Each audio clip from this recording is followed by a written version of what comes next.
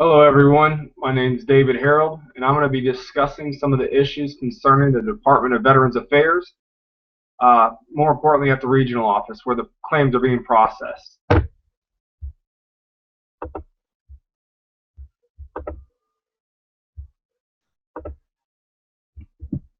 problems that our veterans are facing, um, there's a long list of them. The Department of Veterans Affairs have been in the news a lot lately, which doesn't affect most people because most people aren't veterans. However, the less than 1% of America's population that are veterans, it's a great concern to them, especially at the regional levels where their compensation claims are being processed. We're going to take an in-depth look inside the Department of Veterans Affairs regional office to investigate the cause of so many denied claims. The Department of Veterans Affairs' mission is to fulfill President Lincoln's promise, which is to care for him who shall have borne the battle and for his widow and his orphan. We're going to do this by serving and honoring the men and women who are America's veterans. It's important to note the VA's 5 core values.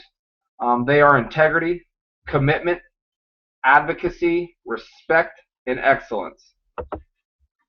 The VA has a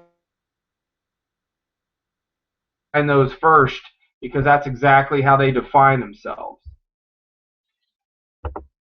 The opportunity here is to introduce a simple solution that will benefit the Department of Veterans Affairs as well as the thousands of veterans who have been in dire need of receiving compensation.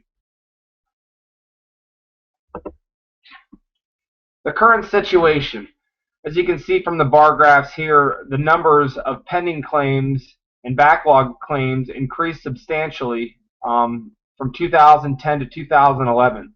More importantly, the end of 2011 to the beginning of 2012 is when the backlog claims started piling up. They almost doubled the number. The Department of Veterans Affairs has always done a good job in taking care of the servicemen and women up until a couple of years ago, and that's because the amount of veterans being discharged from the military nearly doubled. In 2012, when Congress really began looking at the situation concerning the VA facing the amount of backlog claims that they were dealing with, the numbers jumped that much because of the amount of men and women coming back from the war in Iraq and Afghanistan.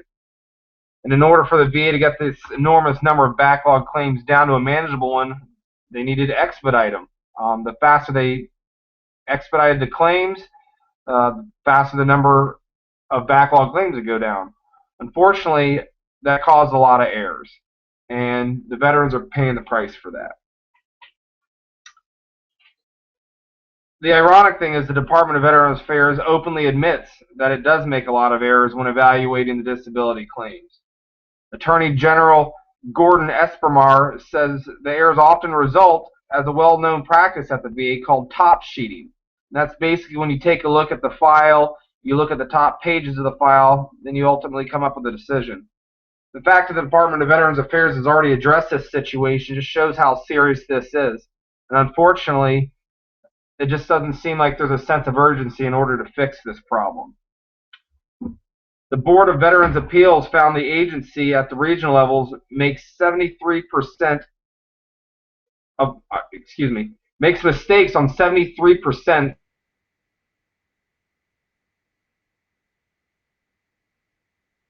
Absolutely absurd. Success factors here, the Veterans Affairs would compensation for the veterans. That's the important one.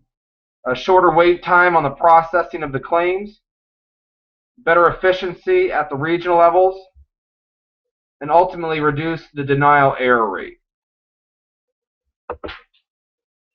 Some of the alternatives that the VA has: VA healthcare priority groups. That is strictly on the healthcare side for veterans. That doesn't have anything to do with the compensation claims that are being denied. However, the VA tried to put priority groups to associate with the compensation claims just as they did with the VA healthcare. The number of veterans who can be enrolled in the healthcare program under the Department of Veterans Affairs is determined by the amount of money that they get each year from Congress. It's a federally funded organization, and funds are limited. So the VA set up priority groups to help make sure that certain groups of veterans were able to get enrolled in the healthcare system before others. They did that with the most serious conditions obviously being up front, to the less serious being in the rear. It's going to be categories 1 through 8 for those priority groups. Unfortunately, there's no way to determine which priority group the veterans would be in without officially being rated. In order to be rated, a veteran needs to go to a compensation and pension exam. This can only be done after a veteran's claim has been approved. Over the years, the Department of Veterans Affairs has used different means of troubleshooting in order to fix the problems with the claims and has had little to no success. When they tried to implement the priority groups to the veterans who were filing for compensation claims, it just wouldn't work. Again, the claims have to be approved prior to them being rated.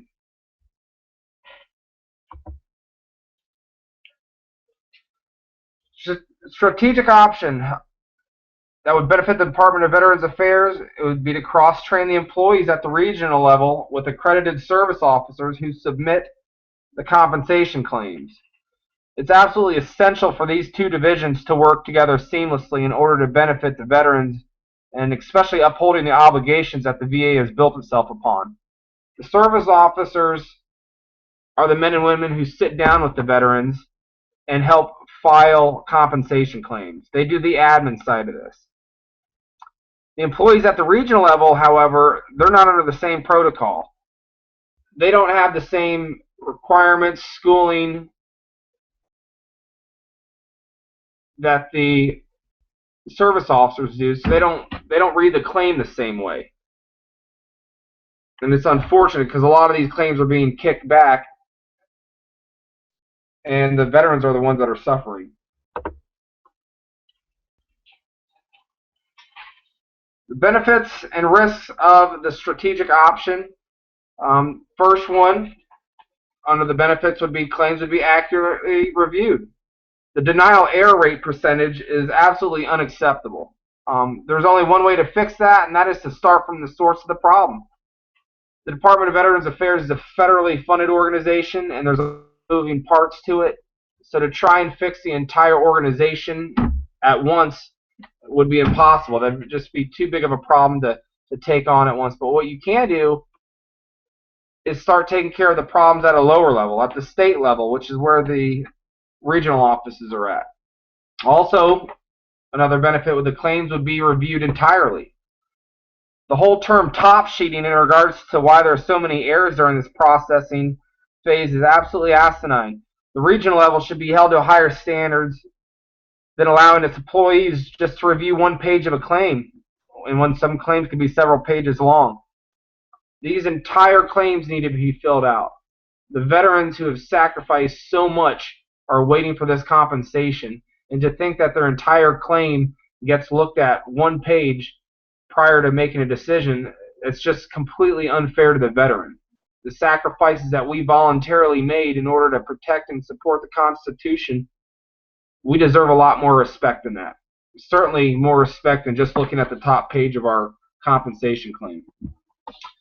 Another benefit would be the waiting period for processed claims would decrease. Currently, there are veterans that have been told that the waiting time for the compensation claim to be reviewed can take 12 to 18 months. That's a year to a year and a half before they even get an answer. If the employees at the regional level were trained just as the service officers were, with the same qualifications and understanding, the claims could be reviewed much faster. The employees at the regional level would understand how to read the claim. They would understand how to go over it in protocol and the operating procedures that the service officers are required to, and it would be much more time efficient.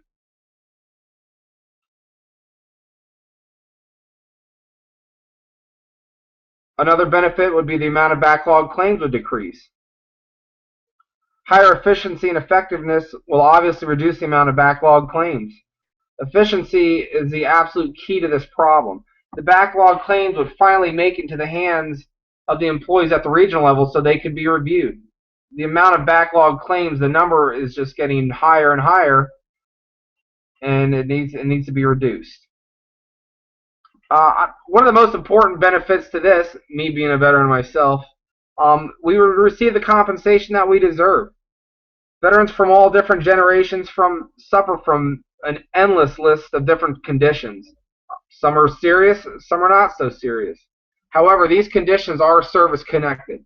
The compensation they are entitled to is offered from the government to alleviate these veterans from financial hardship that they face due to living every day with the conditions and disabilities that they sustain while serving on active duty.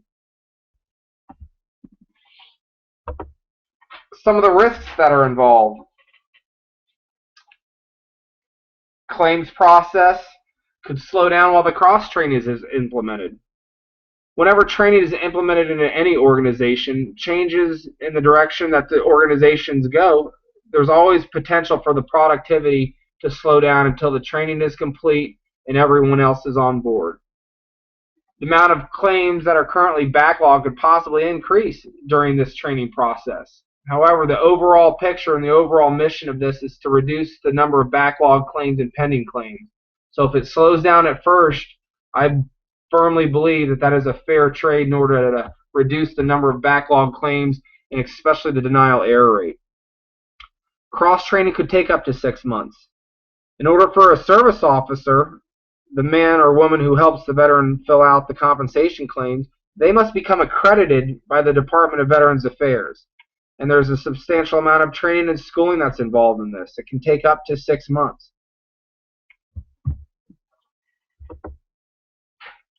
The final recommendation for this is I highly encourage to move forward with the cross-training.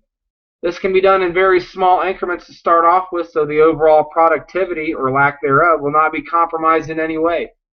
Again, trying to fix the Department of Veterans Affairs and all the issues that they're currently having at one time would just be too big of a job. So this job needs to be broken down into smaller parts. And a great way to do that is to start at the regional office and attack that first. The Departments of Veterans Affairs have always had to overcome adversity with regards to their budget on a federal level. However, this type of training would not put any of the regional offices, which are state, in a financial hardship. The overwhelming amount of denied claims due to the denial error rate is horrendous, and this is a first countermeasure to ensure efficiency. Veterans depend on this money, and it's in the news a lot, and so many people see the news, and unfortunately it goes in one ear and out the other, because again, less than 1% of America's population will ever serve in the armed forces voluntarily. So the men and women that have raised the right hand in order to make this sacrifice and commitment to our country, this is very important to them, including myself. I'm a veteran of the Marine Corps.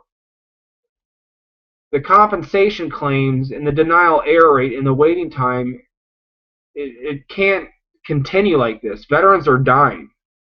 An estimated 22 veterans committed suicide in America each day in the year of 2010. That's a staggering number. These are the same men and women who volunteer their services in order to support and defend the Constitution of the United States. These aren't just people. These aren't just numbers. These are names with faces. These are our sons. These are our daughters. They're our sisters, our brothers, our mothers, our fathers, our aunts and our uncles, and our grandparents and great-grandparents. The men and women are the epitome of what heroes are, and no one, especially our government, should ever turn their backs on them. Nearly 70% of all veteran suicides were among men and women aged of 50 or older.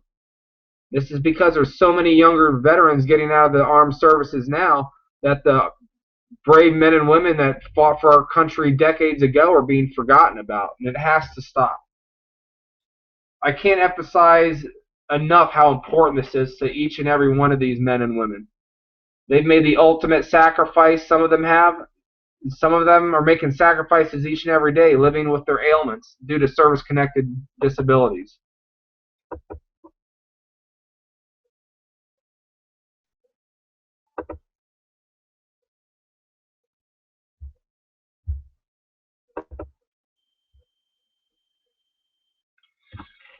Thank you very much for listening to my presentation, and again, I hope you enjoyed it.